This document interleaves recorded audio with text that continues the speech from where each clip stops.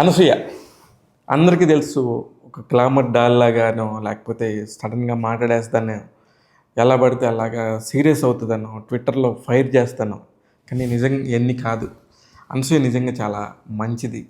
తను అప్పుడు అనుకున్న మాటని అలా చెప్పేస్తుంది. చాలా ఓపెన్గా ఉంటుంది.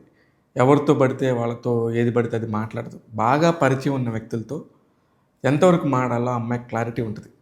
ఎందుకు ఇదంతా చెప్తున్నానంటే, అనసూయ ఈ మధ్య పవన్ కళ్యాణ్ గారితో స్టెప్లేసింది 'హరిహర వీరమల్లు' అనే సినిమా ద్వారా. ఆ సినిమాలో స్టెప్లేసింది గతంలో కూడా పవన్ కళ్యాణ్ గారితో ఒకసారి అసలు ఈ సినిమాలు క్రేజు ఏమీ లేనప్పుడే పవన్ కళ్యాణ్ గారు సినిమాలో ఆ అమ్మాయికి ఆఫర్ వచ్చింది. ఆ సినిమా పేరు 'అత్తారింటికి దారేది'.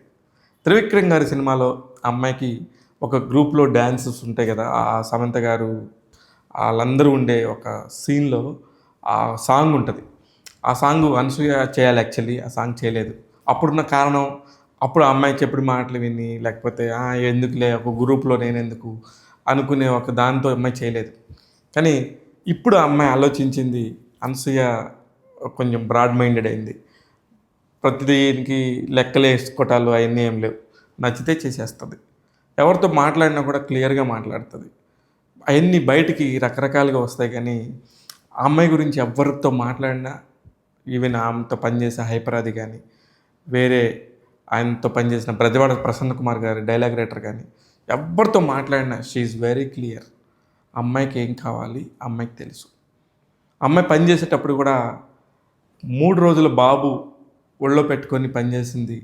పిల్లోడికి పాలిస్తా అక్కడికి వచ్చేసి వర్క్ చేస్తుంది. అంత డెడికేషన్ ఉన్న అమ్మాయి అని చెప్పేసి చెప్తారు. అలాగా ఉన్న అమ్మాయికి సడన్గా 'క్షణం' అనే ఒక సినిమా ద్వారా సూపర్ క్యారెక్టర్ వచ్చింది. అందులో ఒక ఏసీపీ క్యారెక్టర్ జయ అనే క్యారెక్టర్లో ఇరగదీసేసింది. ఇమ్మీడియట్గా రంగస్థలం వచ్చింది. రంగమ్మత్తగా అందరికీ సుపరిచితురాలైంది. ఆ తర్వాత కట్ చేస్తే పుష్ప 2.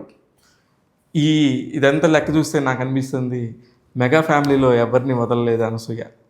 కానీ ఏంటంటే చిరంజీవి గారితో ఒక యాడ్ చేశారు. ఆమె ఒక బ్యూటిఫుల్ యాడ్ చేశారు. ఒక ఫ్లాట్ కోసం అన్నట్టుగా ఏదో ఒక కమర్షియల్ యాడ్ చేశారు. అలాగే నాగబాబు గారితో జబర్దస్త్ చేసిన సంగతి అందరికీ తెలుసు. ఇప్పుడు పవన్ కళ్యాణ్ గారితో స్టెప్లు వేశారు.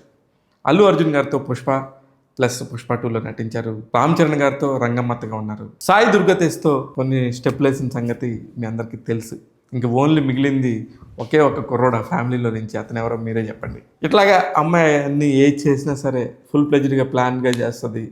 చాలా పర్ఫెక్ట్, చాలా మాట చాలా క్లియర్గా ఉంటుంది. ఎవరితోనూ ఎందుకు అమ్మాయి అంత ఫాస్ట్గా రియాక్ట్ అవుద్దంటే, గబక్కన ఎవరైనా అంటే వెంటనే అక్కడక్కడ సమాధానం చెప్పేసే పరిస్థితిలో ఉంటుంది.